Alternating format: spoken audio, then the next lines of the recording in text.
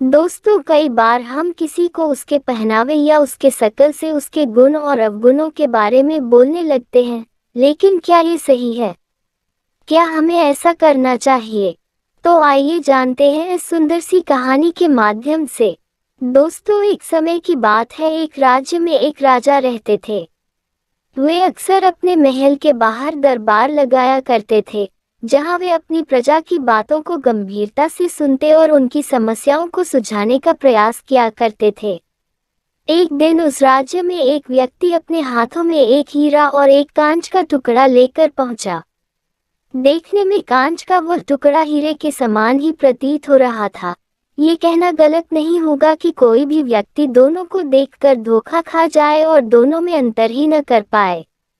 वह व्यक्ति राजदरबार में पहुंचा और उसने भरी सभा में राजा को चुनौती देते हुए कहा कि राजन, मेरे एक हाथ में एक बहुमूल्य हीरा है और एक में कांच का टुकड़ा। मैं इन दोनों को इस मेज पर रख रहा हूँ। आपके इस राज्य में उपस्थित कोई भी व्यक्ति इन दोनों की पहचान कर दे कि इनमें कौन सा हीरा है और कौन सा कांच का टुकड़ा, तब मैं ये बहुमूल्य हीरा में ये हीरा आपको भेंट कर दूंगा। लेकिन इस बात का ध्यान रहे कि यदि आपने गलत चीज का चुनाव किया, मतलब आपने कांच के टुकड़े को हीरा बताया, तो हीरे का जितना मूल्य है उतनी धनराशि आपको मुझे देनी होगी। मैं कई राज्यों में जाकर यह खेल खेल चुका हूँ और आज तक मैं कभी हारा नहीं। राजा ने उस व्यक्ति की बात मान ली और अपने सभी मंत्रियों से कहा कि वे असली हीरे को पहचाने। सभी मंत्री एक एक करके उस मेज के पास पहुंचे जहां हीरा और कांच का टुकड़ा रखा हुआ था। दिखने में दोनों में कोई भी अंतर नहीं था। कोई भी मंत्री असली हीरे की पहचान नहीं कर पाया और उन सबके मन में यही डर था कि यदि वे कांच के टुकड़े को असली हीरा बता दें, तब राजा को उस हीरे के मूल्य की राशि भुगतान करनी होगी। किसी को समझ नहीं आ रहा था क्या किया जाए। एक तरह से राजा की हार हो रही थी, राजा भी समझ नहीं पा रहा था। तभी राजदरबार में उपस्थित प्रजा समूह से एक आवाज आई, राजन, कृपया मुझे भी प्रयास करने दें। आवाज एक बूढ़े अंधे व्यक्ति की थी जो बचपन से नेत्रहीन था।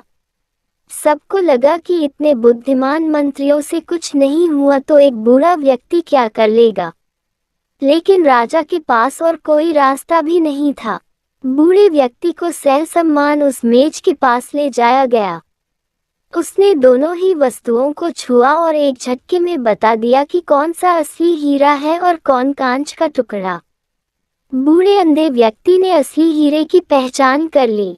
वह व्यक्ति भी चौंक गया जो इस शर्त के साथ हीरा लेकर आया था। अब हीरे को तिजोरी में रखने की तैयारी शुरू होने लगी। बूढ़े बाबा की जय जयकार होने लगी। इसी बीच राजा उस बूढ़े व्यक्ति के पास पहुंचे और उनसे पूछा कि आपने एक झटके में ही असली हीरे की पहचान कैसे कर ली? बूढ़े बाबा बोले, राजन, मैं बचपन से अंधा हूँ। मुझे किसी की चमक तो पता नहीं चली, लेकिन जब मैंने दोनों को छुआ तो इतनी धूप में भी हीरा बहुत ठंडा था और कांच का वह टुकड़ा धूप से तप रहा था और बहुत गर्म था। आपके मंत्रियों ने बस दोनों की चमक देखी, लेकिन उन्होंने असली हीरे का गुण नहीं देखा। असली हीरा हर परिस्थिति में ठंडा होता है। राजा को अपना उत्तर मिल चुका था। दोस्तों, इस छोटी सी कहानी से हमें ये सीख मिलती है कि हर व्यक्ति में दो तरह के गुण पाए जाते हैं, ठीक उस हीरे की तरह और कांच के उस टुकड़े की तरह। जो व्यक्ति विपरीत परिस्थिति में भी गर्म नहीं हुआ, ठंडा रहा, वो अपने जीवन में हर वो चीज कर सकता है जो वह करना चाहता है। लेकिन जो व्यक्ति कांच के टुकड़े की तरह गर्म रहा तो उसका कोई मोल नहीं।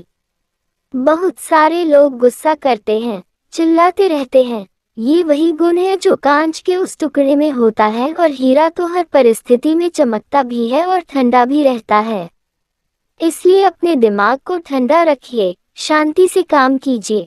अपने अंदर के हीरे की पहचान आपको खुद करनी है और आपको हीरा बनना है, न कि कांच का वह टुकड़ा जो सिर्फ हीरा जैसे दिखता है लेकिन हीरा नहीं। क्योंकि अब आप जानते हैं असली हीरे की पहचान।